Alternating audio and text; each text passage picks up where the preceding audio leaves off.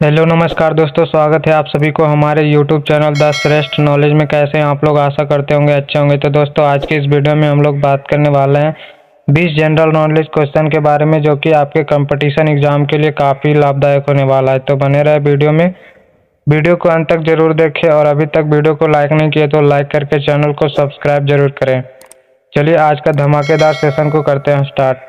दोस्तों, आज का पहला प्रश्न है, भारत की सबसे लंबी नदी कौन सी है? आज का पहला प्रश्न है, भारत की सबसे लंबी नदी कौन सी है? तो दोस्तों, इसका सही आंसर हो जाएगा ऑप्शन नंबर ए, गंगा। चलिए अगले प्रश्न की ओर बढ़ते हैं। अगला प्रश्न है, भारत का सबसे बड़ा रेगिस्तान कौन सा है? भारत का सबसे बड़ा रेगिस्तान कौन सा है? तो दोस्तों, इसका सही आंसर हो जाएगा ऑप्शन नंबर बी, थार।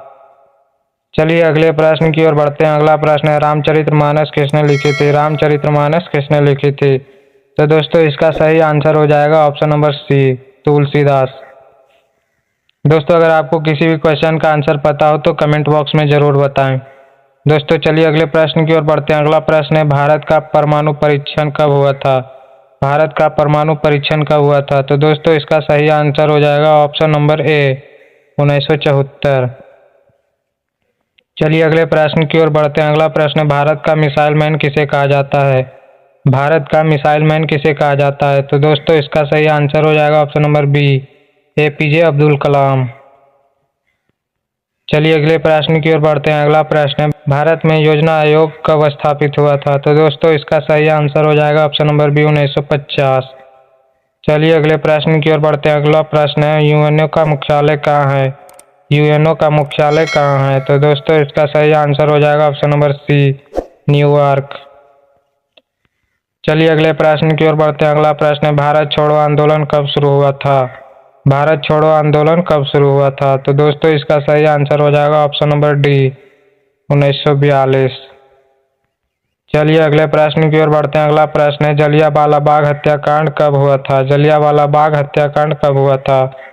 तो दोस्तों, इसका सही आंसर हो जाएगा ऑप्शन नंबर सी, 1919।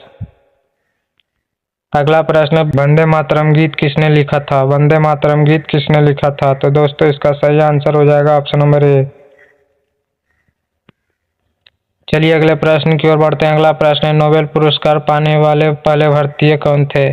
नोबेल पुरस्कार पाने वाले पहले भारतीय कौन थे? तो दोस्तों, इसका सही आंसर हो जाएगा option number A, Rabindranath Tagore. चलिए अगले प्रश्न की ओर बढ़ते हैं। अगला प्रश्न है, संविधान की प्रस्तावना में भारत को किस रूप में घोषित किया गया था?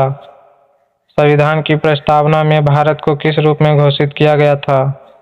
तो दोस्तों, इसका सही आंसर हो जाएगा ऑप्शन नंबर बी।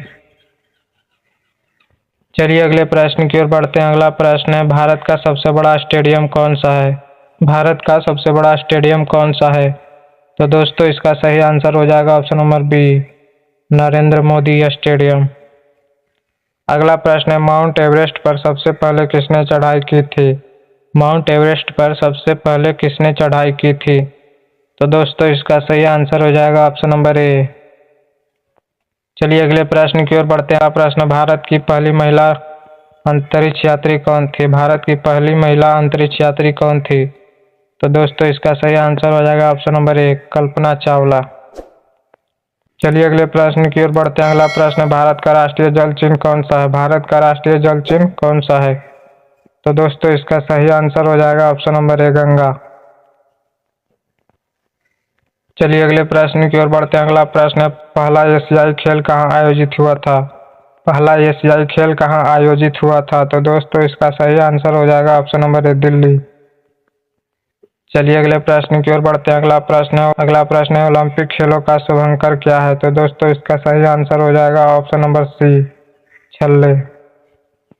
चलिए अगले प्रश्न की ओर बढ़ते हैं। अगला प्रश्न है, पंचशील समझौता भारत ने किस देश से किया था?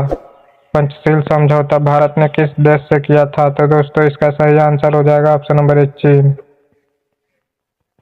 चलिए अगले प्रश्न की ओर बढ़ते हैं। अगला प्रश्न है, भारतीय संविधान किस देश के संविधान से सबसे अधिक प्रभावित है? तो दोस्तों, इसका सही आंसर हो जाएगा ऑप्शन नंबर बी, ब्रिटेन।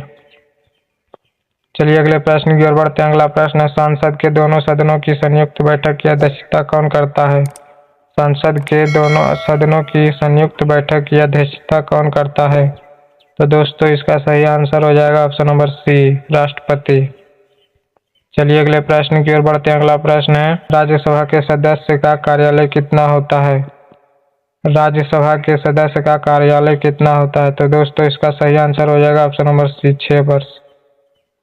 चलिए अगले प्रश्न की ओर बढ़ते हैं। अगला प्रश्न है, भारत रत्न की शुरुआत कब हुई थी? भारत रत्न की शुरुआत कब हुई थी?